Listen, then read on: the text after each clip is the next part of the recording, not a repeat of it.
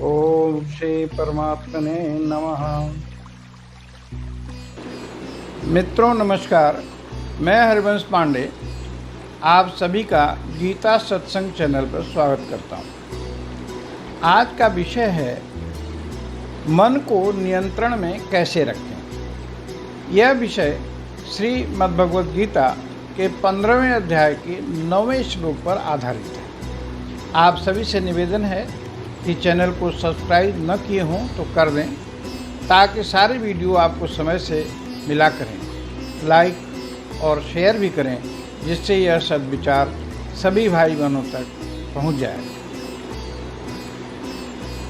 तो 9वां श्लोक कहता है, श्रोत्रम चक्षुः श्वसनम च रसनम घ्राणमेव च अधिष्ठाय मनश्चायं विषयानुपसेवते।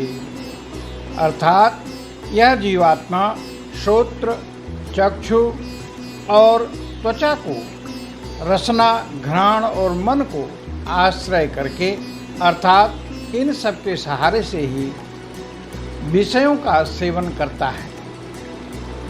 पीछे के श्लोक 8 में कहा कि यह जीवात्मा जब एक शरीर को छोड़ता है और दूसरे शरीर में जाता है तो वह मन सहित 5 इंद्रियों के सूक्ष्म अंश को लेकर जाता है।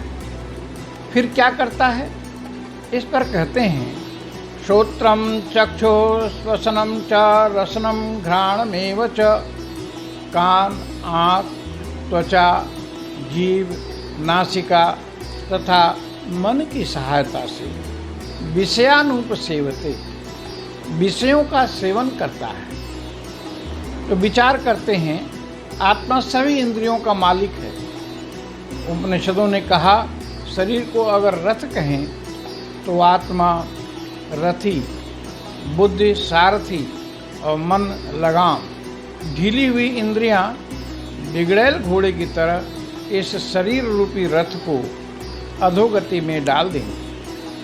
तो मन कैसे कंट्रोल करें, उसे सारथी या बुद्धि बस में रखे।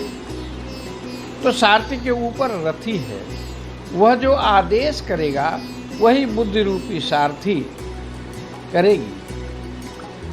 तो आत्मा दृढ़ हो, स्थित प्रज्ञ हो।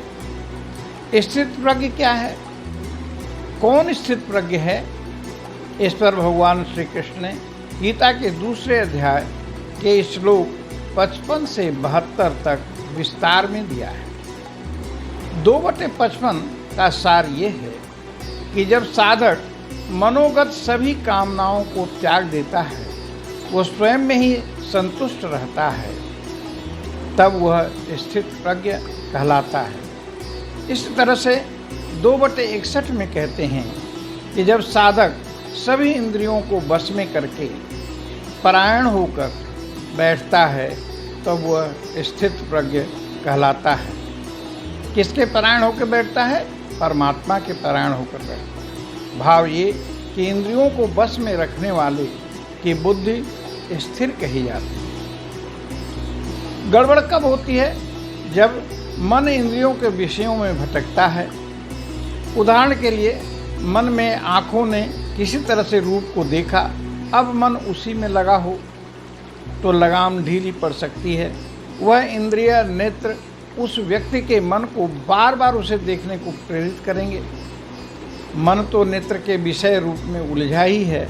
फिर वह सारथी रूपी बुद्धि से कहेगा कि चलो उस रूप को देख ही लेते हैं।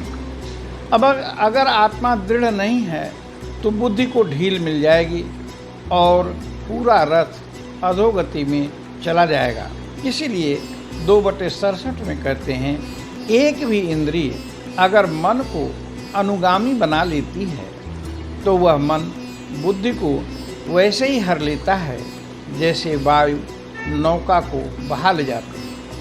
तो मुख्य हुआ मन। प्रस्तुत श्लोक में भगवान कहते हैं, वह मन और इंद्रियों की सहायता से जीवात्मा संसार का उपभोग करता है। यहाँ चेतावनी है, दृढ़ता हो कि जैसे ही लक्ष्य से दृढ़ता हटी, हमारा पतन शुरू हो जाता है। इस श्लोक को आप सांसारिक उन्नति के लिए भी समझ सकते हैं। उदाहरण के लिए एक बालक है जो किसी प्रतियोगी परीक्षा को उत्तीर्ण करने के लिए किसी शहर में गया। मान लीजिए वहाँ उसे कुछ लोग मिले, उन्होंने कुछ पीने आदि को दिया, उसे अच्छा लगा। वह स्वयं को रोकता पर मन उसे रुकने नहीं देता और तीसरे दिन भी उसने ड्रग ले ली। धीरे धीरे आदी हो गया, बीमार हो गया। सफलता तो मिली नहीं पर जिंदगी खराब हो गई। ऐसा क्यों हुआ? इसलिए हुआ कि वह बच्चा मन को अपने कंट्रोल में नहीं रख पाया। तो शरीर नाव की तरह से है, जब मन गड़बड़ हो जाएगा तो यह अधोगति में चली जाएगी, नष्ट हो जाएगी। तो आप कहीं भी हों, बुद्धि को दृढ़ रखें, मन को ढीला नहीं छोड़ें। एक बार अगर कीचड़ में चले गए, दलदल में चले गए तो फंसना निश्चित है। आइए हम भगवान का नाम लेते हैं और वाणी पर विश्राम देते हैं। हरि ओम तत्सत, हरि ओम तत्सत, हरि ओम तत्सत।